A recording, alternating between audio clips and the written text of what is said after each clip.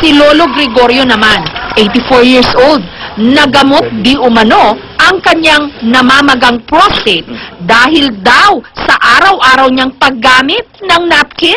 Marami kasi nagpayo na nakakatulong yan sa mga may depresya sa prostate.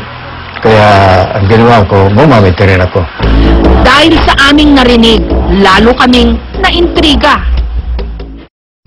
Hi, I'm turning 85. Siguro years ago, nagkaroon ako ng sakit na prostate. Kanya ako through examination, napansin nila na talagang meron akong prostate na sickness. Naramdaman kong hirap akong umihi at ang ihi ko hindi ko tenyos. Kuminsan maliit para bang ihi na pusa kaya ako kinakabahan. Ngayon, nung in-examine ako sa Magaling Hospital, hindi ako kontento. Kaya ako napa-examine ulit sa PGH para ma-confirm ko kung talagang may prostate ako. Totoo nga, mayroon. Lininiwit, pinabalik ako para masiguro kung talagang prostate na sakit ko. Marami lang akong mga kasabay doon na yun na sakit. Yung na prostate, nangyayari sa mga taong edad na 60 pataas, sakit na yun.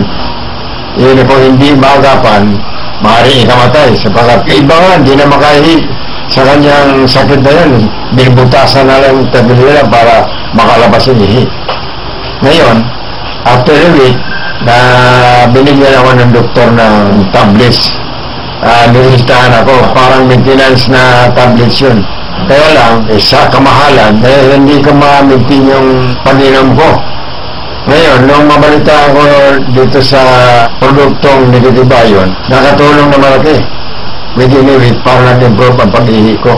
Nag-regular na, hindi na ako kinakabahan sa bakat nun. Ihi ko, hindi continuous. At kadalasan sa masakit yung balakang ko, left and right, balakang, dahil naroon sa prostate.